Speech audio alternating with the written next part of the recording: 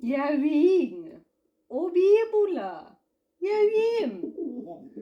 Alright, y'all, today is Good Friday, and I feel like I make Good Friday posts like every year in some way or another, but I really wanted to talk today about the theology of Good Friday. Especially because someone came around and was like, well, Jesus didn't really do anything. He just said, give unto Caesar what is Caesar's, and then let himself get captured. And so what did he really change?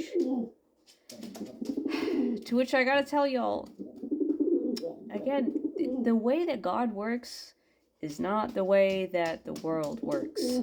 And so as we come into Good Friday, right, especially as we get towards that 3 p.m. mark, canonically in the Gospel of Matthew, you'll see that 3 p.m. is the moment Jesus actually dies on this cross on Good Friday, and then we end up in this really weird liminal space, all the way up to the resurrection on Easter Sunday.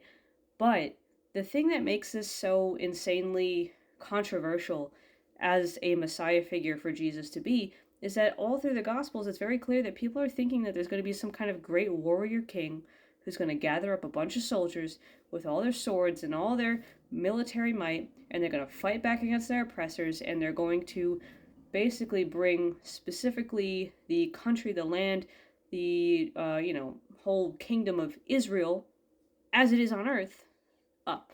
That this is going to be elevated, they're going to be free again, and all these other kinds of things. That's not what Jesus does.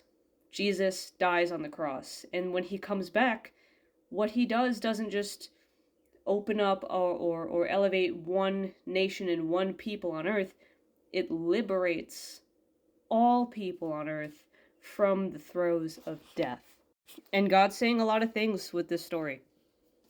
God is saying so many things. And in fact, shout out to Father Kyle, who many, many years ago had me looking at The Crucified God by Jürgen Moltmann, because this book, as dense and chonky and just crazy as it is one that lines out basically why this is the greatest thing, the greatest victory, the greatest act of power that could have happened, even though it looks nothing like what people think is power.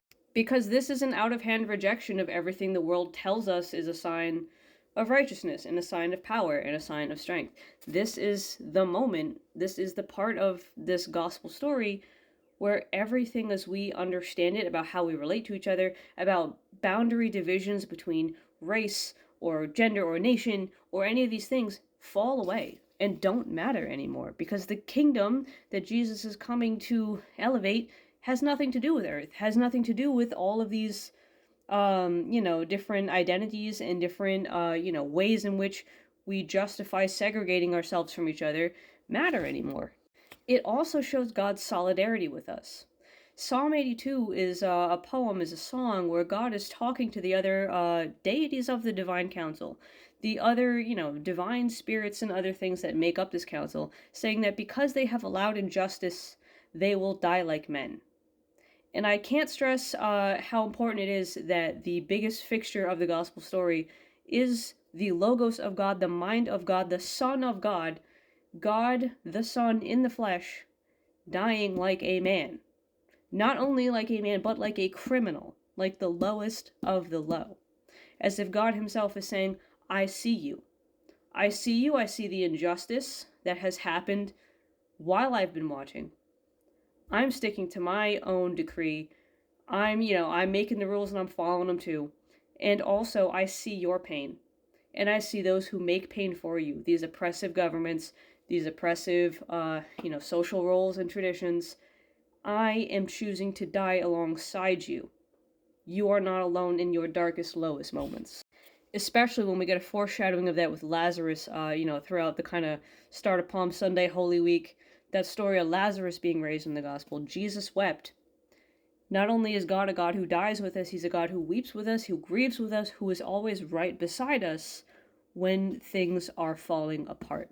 And he's the one telling us, I've done this work off of this planet, outside of, this one life, this one world, so that you can be liberated. Knowing that whatever happens to your body on this earth is not eternal. So that you can be emboldened to make strong choices to speak up and not be afraid of what's going to happen to you, to act and not be afraid of what's going to happen to you. Any possible consequence that could happen to your body, immaterial. And that's why Jesus says, don't be afraid of who can destroy the body, but be afraid of who can destroy the soul. And the only one who can destroy a soul is God. And God, in his infinite mercy and in his infinite wish for us to just get where he's trying to get us to go, which is that love, that peace, that complete erasure of boundaries. This is what he's saying. He's saying, I'm not here to destroy you. I'm here to open these gates and make it so that there is nothing that is impossible for you. This book insists that you're not going to find Jesus with the high and mighty. You're not going to find Jesus with the traditionalists, with those who make piety a costume. You're going to find Jesus with the absolute lowest of the low in the eyes of human society. The people who have walked out of church because church has turned them away. That's where you're going to find Jesus. And that's what this moment is all about. That's what the gospel story is all about. The good news is not just that Jesus died. The good news is that Jesus made death obsolete. And that Jesus was always going to erase our distinctions between each other that make us think that we have something to hold over one another.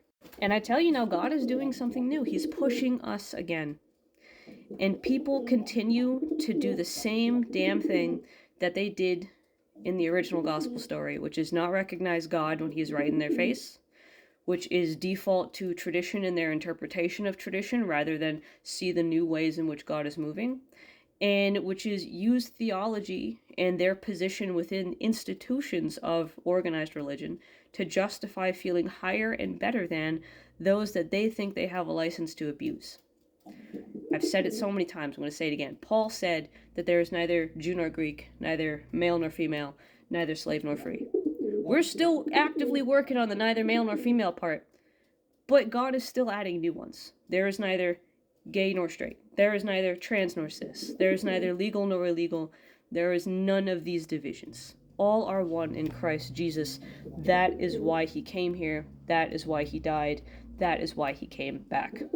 So this Good Friday, what I like to do, unfortunately I won't be able to because I've got somewhere to be outside the house during this time, but I like to light a candle right at 3 o'clock. I like to light a candle, just kind of to mark that moment where Jesus has died, and then just spend a lot of time thinking about how this just blew a hole in everything the apostles were thinking, in everything, Jesus' mother, Mary, was thinking.